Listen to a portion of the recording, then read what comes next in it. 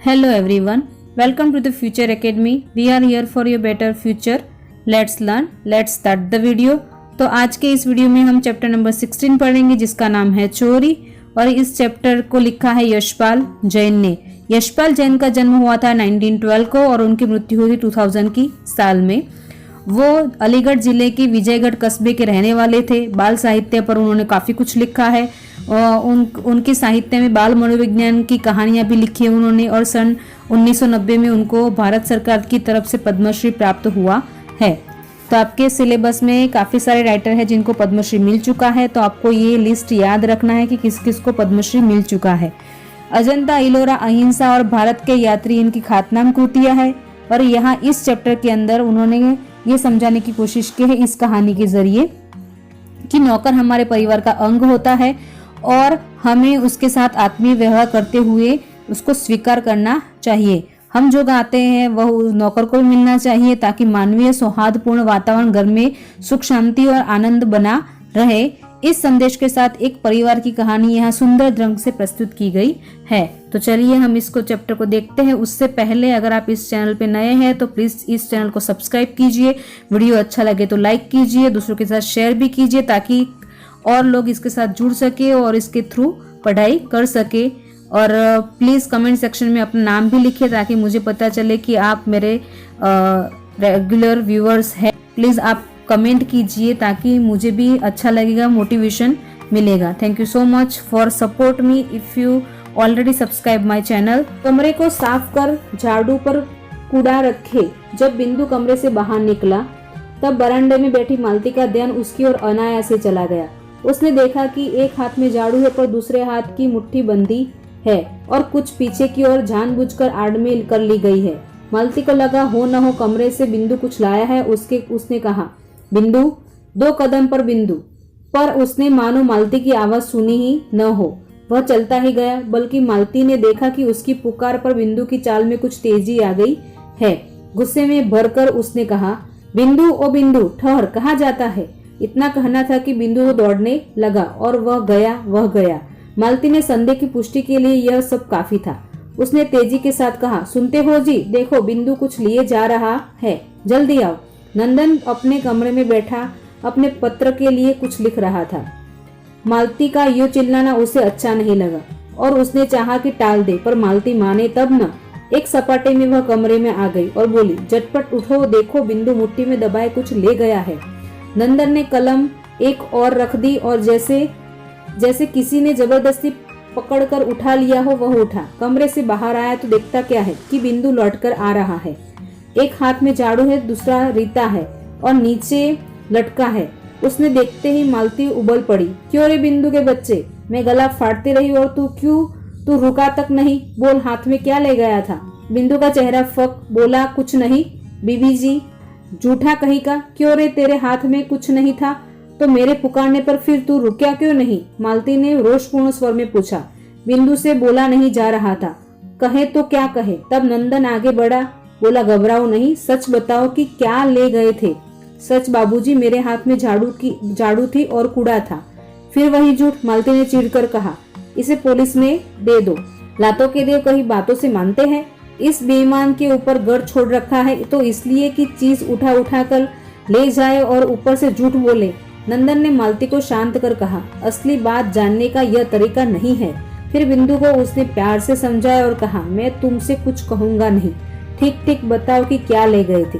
किंतु बिंदु घबराया सा, खोया सा धरती की ओर देखता रहा और नंदन का बहुत आग्रह हुआ तो उसने इतना ही कहा, मैंने कुछ लिया है।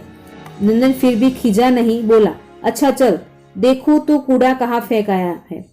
बिंदु पहले तो कुछ ठिठका, अनंतर मुड़कर चुपचाप आगे हो लिया। नंदन और मालती ने वह जगह देखी पर कुछ नहीं दिखा। नंदन ने कहा, बिंदु, यूं हैरान करने से क्या होगा, बता क्यों नहीं देता कि क्या लाया था। ओके, तो यहाँ पे हमने देखा कि यहाँ एक परिवार की बात हो रही है जहाँ पे मालती और नंदन ये पति पत्नी है और उनके घर में एक नौकर रखा गया है जिसका नाम है बिंदु। तो यहाँ पे बिंदु कमरे से निकलता है, उसके हाथ में झाड़ू होता है तो एक हाथ उसने पीछे की ओर दबाया हुआ था। तो मालती को ये देख के शक होता है कि ये कुछ लेकर जा रहा है। वो चिल्लाती है लेकिन बिंदु उसकी बात सुनता नहीं है और उसकी चाल में तेजी आती है। उसकी चाल में जब तेजी आती है ये देखकर मालती को ज्यादा उसका शक ज्यादा गहरा हो जाता है और वो फिर और ज्यादा तेजी से चिल्लाती है।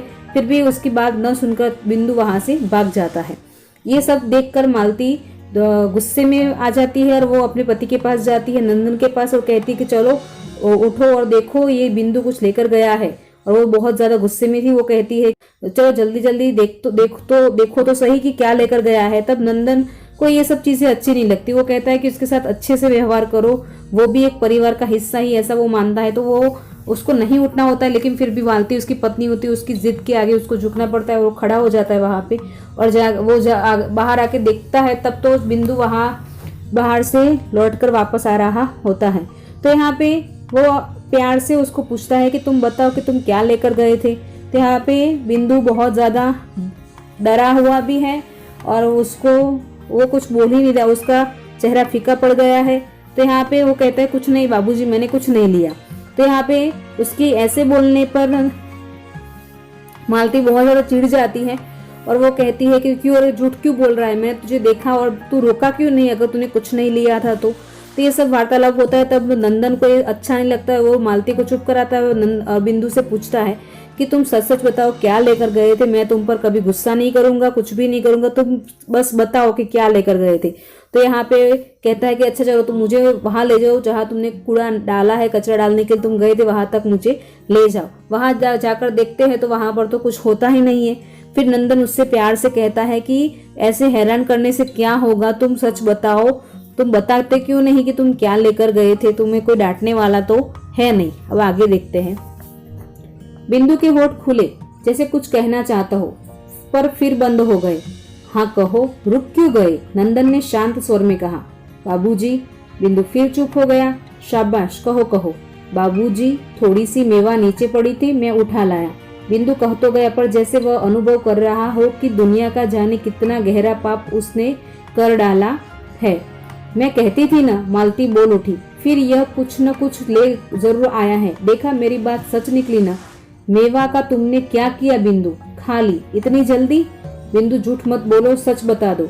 इधर फेंक दी। नंदन और मालती ने देखा कि उसकी बताई जगह पर थोड़े से काजू और किशमिश पड़ी है। नंदन ने बिंदु के कंधे पर हाथ रखा और कहा मेरे साथ आओ। बिंदु चुपचाप मालिक के साथ चल दिया। नंदन उसे लेकर कमरे की ओर गया। मालती ने कहा आज इसने मेवा ली है, कल को और कुछ उठा ले जाएगा। एक बार जो नियत बिगड़ी तो क्या फिर हाथ रुकता है। नंदन ने पत्नी की बात सुनी अनसुनी कर दी।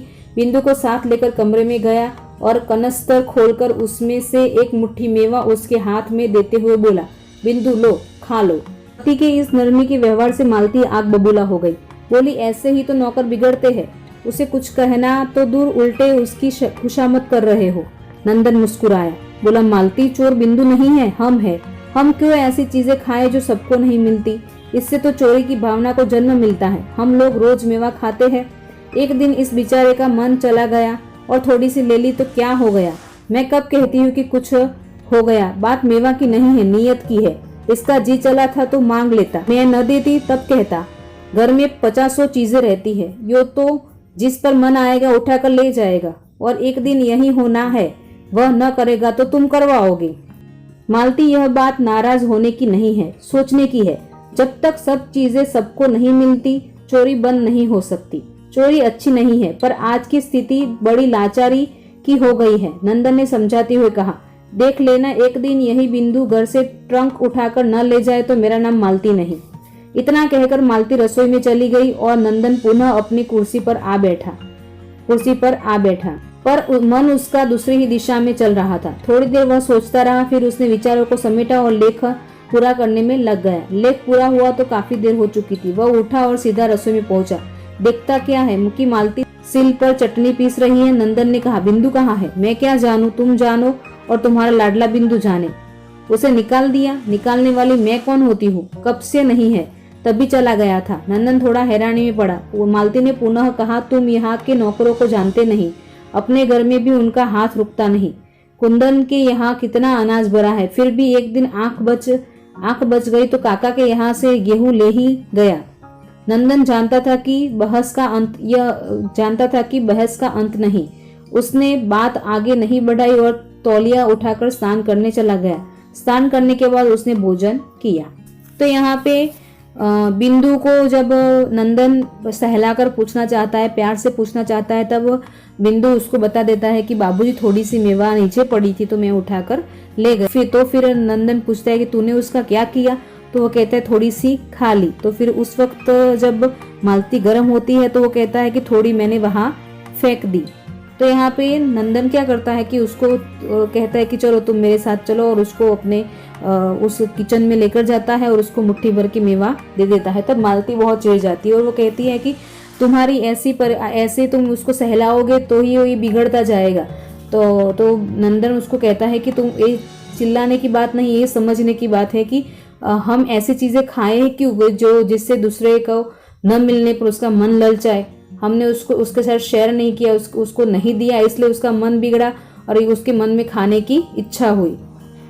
तो यहाँ मालती कहती है कि अच्छा चलो, अगर उसको खाना ही था तो मुझसे पूछता तो क्या मैं न देती, मैं उसको हर चीज देती हूँ और उसको तुमको भी पता है। तब यहाँ पे नंदन उसको कहता है कि मालती यह बात नाराज होने की नहीं है, जब तक सब चीजें सबको नहीं मिलती चोरी बंद नहीं हो सकती। चोरी अच्छी नहीं है, लेकिन आज की स्थिति बड़ी लाचारी वाली है। तो नंदन उसको समझाता है और कहता है कि हमें ऐसे उसके साथ नरमी से पेश आना है और उसको हर चीज मिलनी चाहिए, जैसे हम जो चीज खाते वो उसके पास उसको भी वो मिलनी चाहिए। तब यहाँ मालती गुस्सा होती है और कहती है कि तुम अगर ऐसे ही अपना बर्ताव रखोगे तो एक दिन वो सब कुछ उठा के ले जाएगा और पता भी नहीं चलेगा। आज उसका मन किशमिश या काजू खाने का हुआ है, खाने की चीज पे उसका मन आ गया है, तो कल किसी और चीज पे आ जाएगा और घर में तो 50 चीजें ऐसे पड़ी रहती है। तो देख लेना, अगर तुम्हारा ऐसा ही बर्ताव रहा है तो एक दिन ऐसा आएगा कि वो पूरा का पूरा ट्रंक ऊपर कर यहाँ से उठाकर ले जाएगा। इतना कहकर वो रसोई में चली जाती है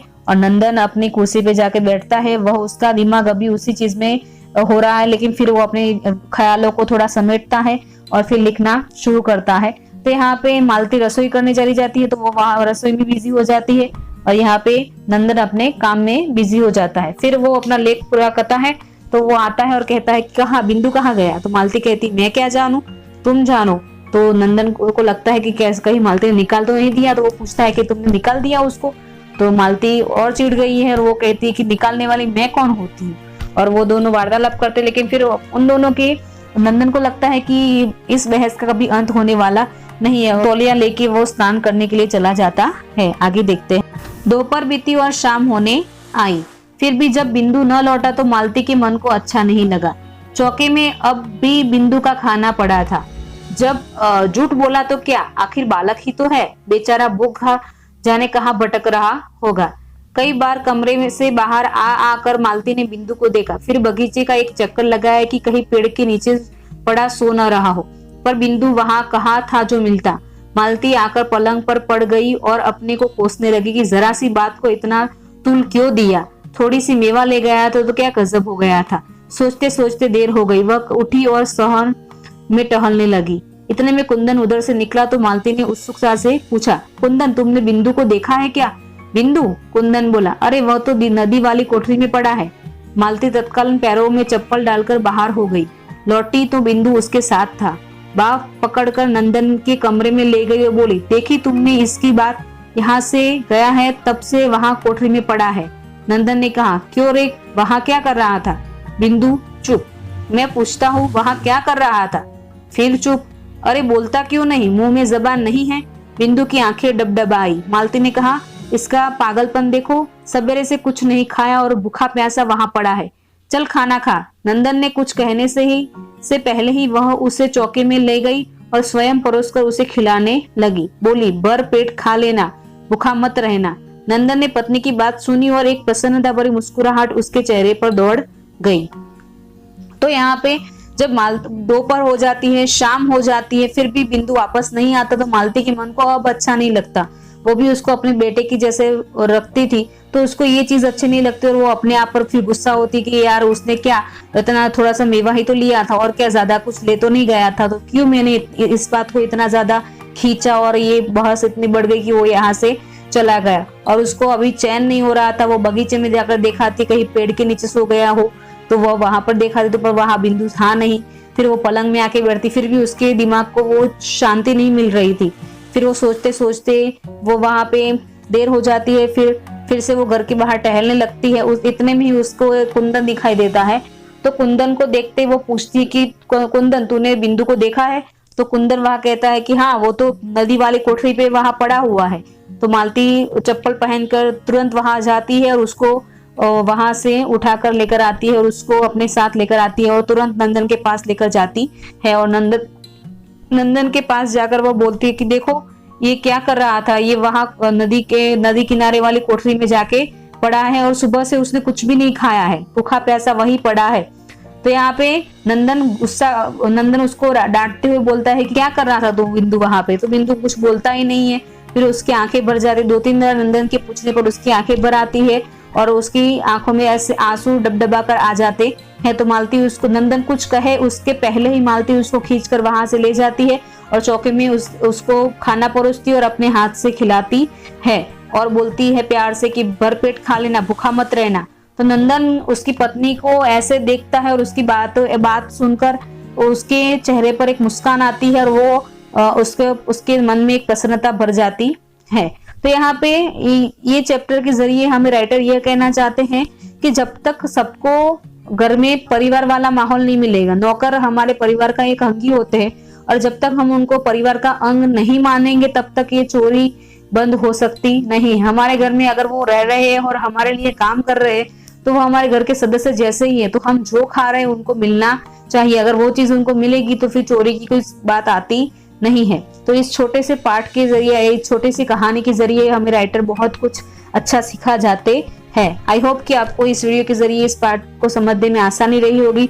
अगर आपको वीडियो पसंद आया है तो इसको लाइक कीजिए और अगर आपको कोई क्वेरी हो तो आप मुझे कमेंट बॉक्स में लिखकर भेज सकते हैं, तो मैं उसको सॉल्व करने की कोशिश करूंगी। और मेरे चैनल के साथ जुड़े रहने के लिए बहुत बहुत धन्यवाद। और फिर से कह रही हूँ, अगर सब्सक्राइब नहीं किया है अभी तक तो सब्सक्राइब कर दीजिए जल्दी से। एंड नेक्स्ट वीडियो मिलेंगे, तब तक टेक केयर एंड बाय।